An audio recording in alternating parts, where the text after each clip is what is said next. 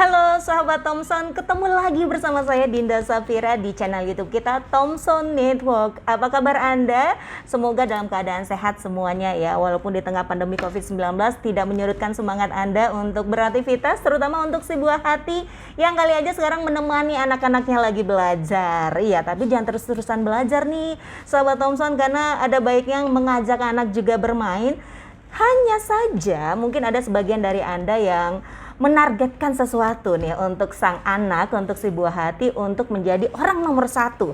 Akhirnya si anak dipush untuk belajar dan waktu bermainnya berkurang. Padahal sebenarnya bermain, mungkin Anda berpikir itu negatif ya, nggak baik main terlalu banyak atau nggak ada gunanya. Anda mungkin berpikiran seperti itu, padahal sebenarnya bermain juga ada sisi positifnya. Nah, sekarang kita bahas nih sahabat Thomson soal bermain. Apa sih sisi positif dari bermain untuk anak? Senang sekali saat ini saya sudah bersama Mbak Putu Aris Indrayani. Ini juga seorang psikolog ya, dari Pusat Pembelajaran Keluarga Puspaga Kabupaten Badung. Halo Mbak Putu, panggilannya benar? Aris aja. Oh, Mbak Aris. Oke, saya salah ya. Mbak Aris ya, akrabnya Mbak Aris ya. Sehat Mbak? Sehat walafiat. Terima kasih loh, udah sibuk-sibuk ya di luaran sana, tapi masih bisa menyempatkan waktunya untuk ngobrol bersama kita ya soal bermain. Atau kita main dulu atau gimana nih? Nanti aja. Nanti aja mainnya ya. Kita ngobrol dulu. Tadi di awal saya udah katakan bahwa mungkin sebagian orang tua menargetkan anaknya harus memperoleh ini gitu ya, harus mencapai ini gitu ya, sampai akhirnya mempush anaknya untuk terus belajar sampai si anak gak ada waktu untuk bermain ya. Karena mungkin dari sebagian orang tua mengatakan gak penting itu main gitu ya, ngapain buang-buang waktu, nanti gak bisa sukses kalau gak belajar. Sebenarnya sebelum kita bahas lebih lanjut nih ya Mbak Aris ya mengenai bermain ini, mungkin kita harus menyamakan dulu persepsi kita soal bermain. Apa sih sebenarnya definisi atau arti bermain itu? Silakan Mbak Aris. Terima kasih ya Mbak. Iya. Oke, mungkin saya jelaskan sedikit. Kalau bermain itu sebenarnya suatu kegiatan yang untuk menghasilkan kesenangan sebenarnya tanpa melihat hasil. Jadi artinya adalah ketika kita bermain nih, anak itu kan pasti happy, anak itu senang, ketawa, lebih banyak emosi positif gitu kan. Nah, kalau di sini benar kata Mbak tadi, kita samakan persepsi dulu. Samakan, iya. Tadi saya katakan tidak melihat hasil. Nah, bagi anak memang ketika bermain itu kita melihat hasil itu sama saja dengan belajar sebenarnya. Gila, ini harus ada target-target tertentu gitu kan. Tapi bagi orang tua sebenarnya kita lihat hasilnya berupa apa? Karena bermain itu sebenarnya menstimulasi tumbuh kembang anak. Oke. Gitu sih Mbak. Jadi kita ajak dia bermain bebas, tapi kita yang lihat hasilnya, dia sudah oke nggak di tumbuh kembang, baik itu bahasa, kognitifnya, kemudian sosio-emosionalnya, dan lain sebagainya.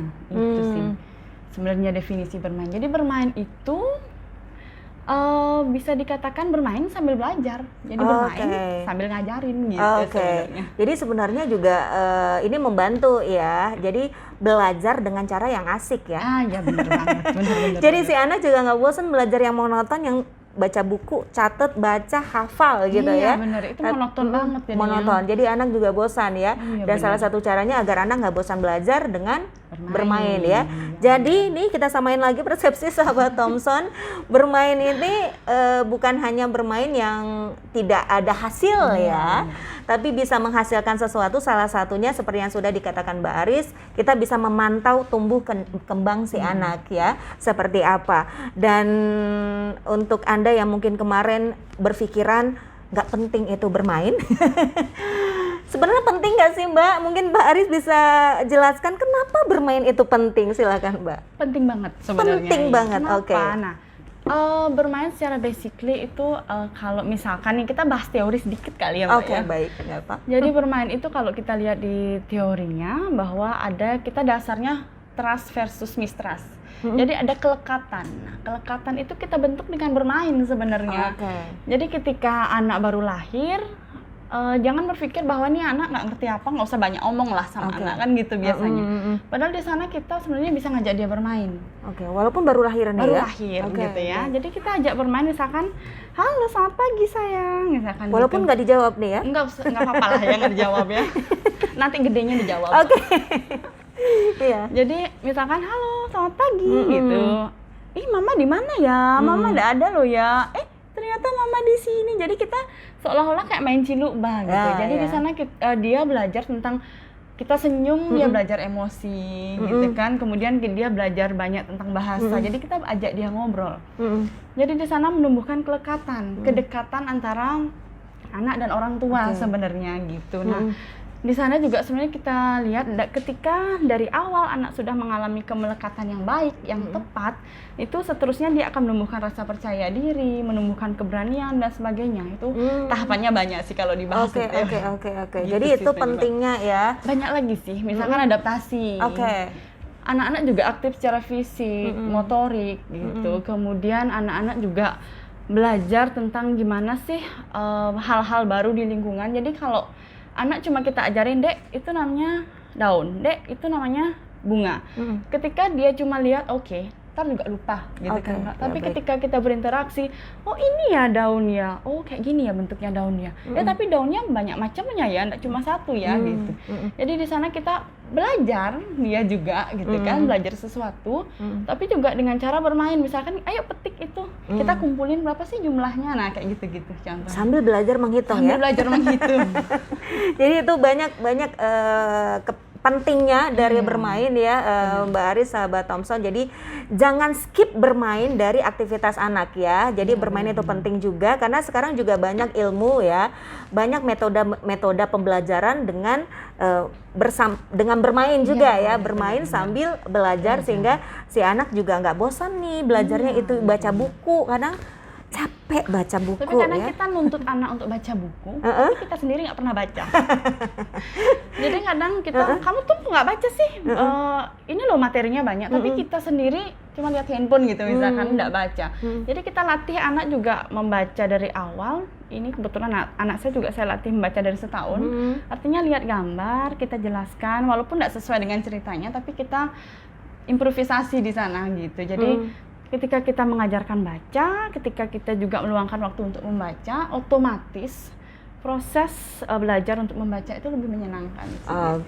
Jadi ini manfaatnya banyak tadi ya, banyak seperti yang sudah Mbak Aris katakan, menciptakan kedekatan sama orang tua ya, bonding ke orang tua dan anak itu jadi lebih baik gitu ya, melatih adaptasi si anak gitu ya.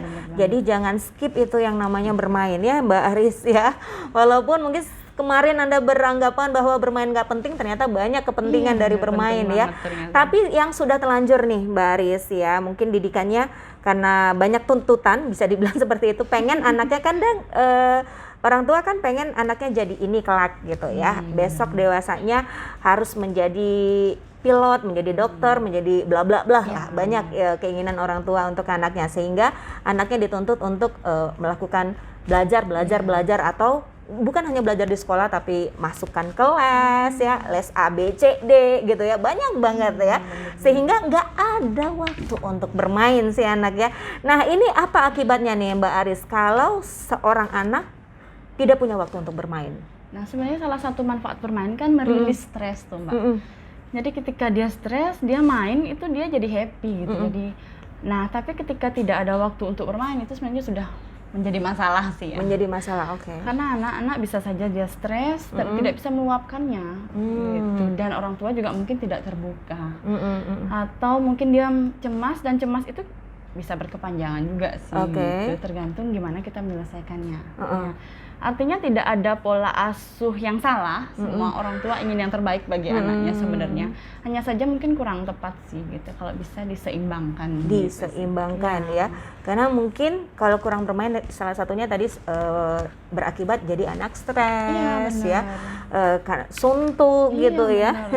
Jadi tidak berkembang juga ya Mbak Aris ya. Karena tadi salah satu manfaatnya juga bisa melihat tumbuh kembang anak dari bermain, melihat juga akhirnya ketahuan nih bakatnya di mana gitu ya. Nah jadi mulai dari sekarang mungkin yang sudah terlanjur anaknya dituntut untuk belajar terus-menerus, nggak ada salahnya meluangkan waktu sejenak ya untuk bermain bersama anak. Jangan dibiarkan juga bermain sendiri ya. Iya, benar-benar. Penting banget bermain sama orang tua itu Iya, sebenarnya. iya.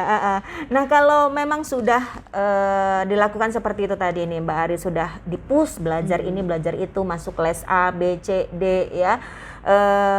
Nggak ada waktu untuk bermain, akhirnya memberikan tekanan kepada anak. Apa sih yang harus dilakukan oleh orang tua ataupun si anak nih? Kadang mungkin anak pengen protes tapi agak-agak takut nih. Untuk orang tuanya sendiri apa yang harus dilakukan? Untuk si anaknya sendiri apa nih yang harus dia lakukan juga?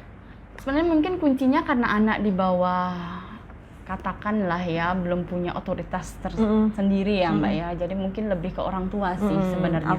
Jadi orang tua itu kalau pada dasarnya, kalau anak sudah secara basically kita ajarkan, misalkan saat bermain, secara otomatis kita ajarkan dia berhitung, penambahan, pengurangan, perkalian, pembagian, itu sebenarnya tidak sulit bagi mereka untuk kedepannya itu lebih mudah. Apalagi dengan cara belajarnya yang dibuat menyenangkan gitu. Jadi misalkan dia belajar, oke, kita nggak melulu belajar di kamar ya, gitu. Gimana kalau kita ngafe sekali-sekali gitu. Tapi kita ngafenya itu yang eksklusif lah, artinya nggak banyak pengunjung, kemudian kita belajar sambil main kartu, tapi kita berhitung gitu. Atau misalkan kita bentuk rumah itu menjadi apa ya, tempat kita bermain yang misalkan main loncat-loncatan tetapi kita menghitung, ini loncat, kemudian ini hitung udah berapa kali nih kita loncat nih, kayak gitu. Nah, itu juga tentunya peran orang tua sangat penting di sana. Nah, kemudian diharapkan juga ada waktu untuk orang tua berbagi atau sharing dengan anaknya. Kalau misalkan sudah terlanjur mau gimana ya, kan gitu bingung juga sih ya sebenarnya orang tua itu. Diseimbangkan lah. Diseimbangkan. Jadi kalau dia les misalkan mungkin kalau bisa dikurangi lesnya, atau seminggu 3 kali, oke dah seminggu sekali deh gitu, atau seminggu 2 kali deh gitu. Jadi orang tua yang menemani di sana saat dia diskusi, karena pada dasarnya akademis itu penting Mbak, tetapi lebih penting juga perkembangannya, tumbuh kembangnya gitu. Jadi ketika akademis itu berjalan tidak menyenangkan, itu juga membuat anak stres, membuat anak tidak suka dengan pelajaran, sehingga pada hasilnya nanti frustasi. Itu yang kita takutkan kan sebagai orang tua. Gitu. Orang tua hanya pada umumnya orang tua udah kamu belajar, kamu semangat, kamu harus meraih masa depan bla bla bla. Tapi terkadang tidak ada dikomunikasikan gitu. Kenapa sih kamu harus sukses? Kenapa sih harus berhasil, kenapa sih didikan mama papa seperti ini gitu. Ya jadi kalau bisa diseimbangkan. Lesnya dikurangi, mainnya agak ditambah.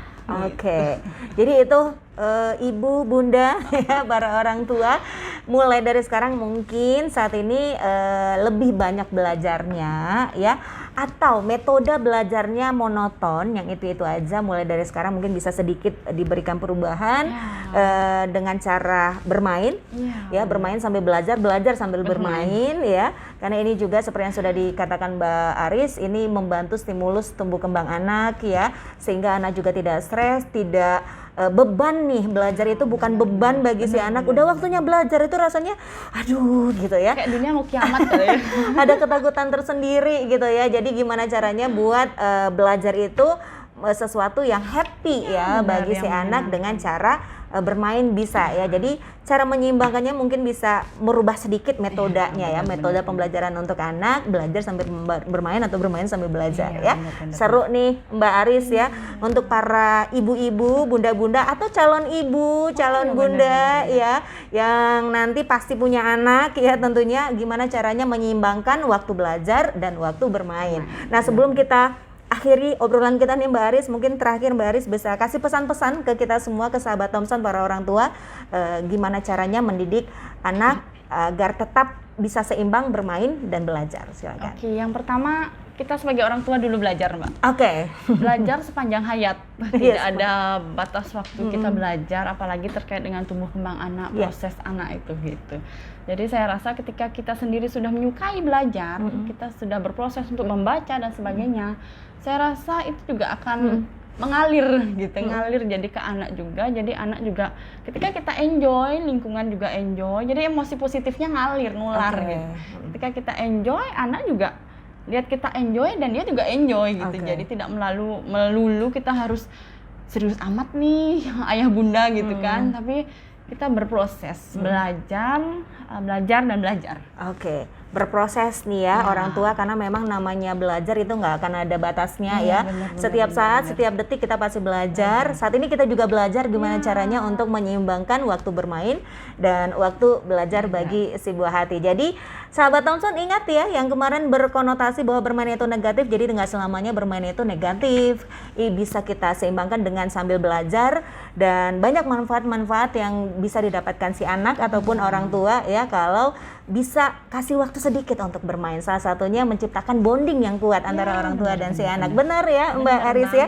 Makasih loh Mbak Aris sudah berbagi ilmu bersama kita, bercerita bersama kita, ngobrol soal gimana caranya luangkan waktu bermain bersama anak. Dan waktu mungkin kita bisa berbincang lagi, membahas yang lebih seru lagi ya. Siap. Oke, semoga bermanfaat sahabat Thompson, dan mulai dari sekarang mungkin mau siap-siap bermain sama anak, silakan. Terima kasih, saya Dinda Safira, sampai jumpa.